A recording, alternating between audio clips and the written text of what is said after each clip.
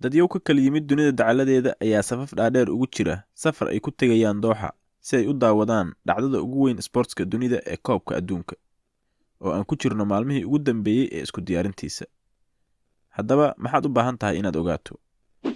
Waa markii ugu horeysay oo koobka adduunka uu martigeliyo waddan ku yaal Bariga Dhexe, markii ugu horeysay oo lagu qabto waddan Muslim ah, iyo weliba markii ugu horeysay oo la qabto koobka adduunka xilliga qaboobaha ah. Taas oo ay sabab u tahay waddanka lagu qabanayo oo ay suurtagal ahayn in la ciyaaro xilliga jiilaalka, heerkulka oo aad u sarreeya darteed. Inkastoo Qatar ay tahay dhul ahaan iyo dad ahaanba waddankii ugu yaraa ee martigeliya koobka adduunka ebid, haddana dadaal fara badan iyo diyaargarow dheer ayay ku jireen tan iyo markii lagu abaalmariyay qabashada koobkan 2010, iyagoo dhisay hoteelo, garoomo diyaaradeed, wadooyin tareen iyo kuwa baabuur, iyo 7 ka mid ah 8 garoon ee lagu dheeli doono koobka adduunka, kuwaasoo dhismahooda lagu lifaaqay tiknoolajiyadii ugu dambeysay. Waa World Cup-kii ugu qaalisanaa ebid, waxaana diyaarintiisa ku baxday ku dhowaad $2 bilyan oo doolarka Mareykanka ah. 32 waddan ayaa ka qaybgelaya sanadkan, kuwaasoo loo qeybiyay 8 group oo min 4 kooxood ah. Marka ay soo dhammaato kulamada marxaladda group stage-ka la ciyaari doono, kooxda dhibco ahaan ugu sarreysa groupka iyo midda ku dhamaysata kaalinta labaad ayaa u gudbi doona wareegga 16, halka labada kooxood soo hartana ay xilli hore gurigooda ku laaban doonaan ayagoo ka hari doona tartanka. Kulanka furitaanka ayaa la baasi doonaa maalinta Axadda ah 20 bisha November, iyadoo ciyaarta furitaanka ay isaga hor imaan doonaan waddanka martigelinaya koobka ee Qatar iyo waddanka Ecuador. Waxaa soo raaci doona kulan isaguna xiisihiisa wata oo u dhexeeya waddanka Netherlands iyo Championska Africa Senegal.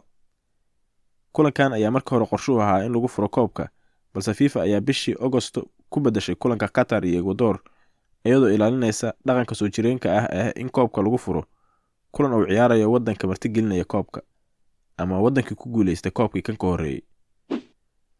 Dhacdadan aadka loo wada sugayo ayaa socon doonta muddo bil ah, iyadoo inta lagu guda jiro marxaladda gruupka maalin walba la ciyaari doono 4 kulan marka laga reebo 2 maalin ee ugu horeysa.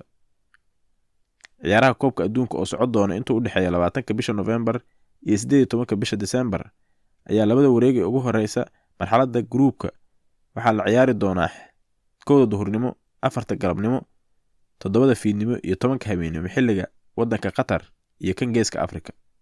Wareegga ugu dambeeya gruubyada iyo marxaladda knockout-ka ayaa la ciyaari doonaa 6 maqribnimo iyo 10 habeenimo, halka finalkana la ciyaari doono 6 maqribnimo. Inkastoo group walba leeyahay xiiso iyo xamaasad u gaar ah, haddana groupka ayaa loo arkaa inuu yahay groupka dhimashada ama midka ugu adag gruubyada. Kulamada aadka u xiisaha badan oo marxaladda group stage-ka la ciyaari doono waxaa ka mid ah Spain iyo Germany oo isku arki doona groupka E, Uruguay iyo Portugal oo ka tirsan labaduba groupka H, Belgium iyo Croatia iskula jira ayaguna groupka F, iyo Ghana oo isku dayi doonta inay ka aarsato Uruguay kadib dhacdadii aadka u caan baxday ee 2010 World Cup-kii South Africa ka dhacday. Koobka adduunka oo ah midka ugu qiimaha weyn uguna xiisaha badan dunida ayaa sanadkan xiiso iyo dareen gooniya xambaarsan, waxayna u muuqataa inay tahay markii ugu dambeysay oo aragno ciyaaryahanadii ugu fiicnaa dunida kubadda cagta ee ebid soo mara oo markoodii ugu dambeeyay ciyaaraya World Cup-ka. Cristiano Ronaldo iyo Lionel Messi ayaa koobkoodii 5aad ahna midkoodii ugu dambeeyay ciyaari doona sanadkan, iyadoo mid walba uu ku dadaali doono inuu ku guuleysto markiisii ugu horeysay. Sidaas si lamid ah ciyaaryahano waaweyn oo magac iyo munaasab ku leh kubadda cagta ayaa koobka adduunka macsalaameyn doona markoodii ugu dambeeyay sanadkan. Luis Suarez, Robert Lewandowski, Karim Benzema, Manuel Neuer, Gareth Bale iyo Luka Modric ayaa ka mid ah magacyada kubadda cagta aadka looga yaqaano ee ciyaari doona World Cup-koodii ugu dambeeyay sanadkan. Inkastoo koobka adduunku waayihii dambe ku laalaabanayay qaaradda Yurub, wadamada ku yaal koonfurta Ameerika ee Brazil iyo Argentina ayaa aad loogu saadaalinayaa inay ku guuleysan karaan sanadkan koobka adduunka. Saadaaliyaasha ayaa sidoo kale rajo fiican u muujinaya wadamada Faransiiska, Spain, Netherlands iyo Ingiriiska. Haddaba yaad u saadaalinaysaa adigu? Haddii aad tahay qof ciyaaraha xiiseeyo, si aad u hesho wararka ugu dambeeyay ee koobka adduunka iyo guud ahaan kubadda cagta, fadlan subscribe ugu cimaamad channelka CAF Sports. waadna mahadsantahay.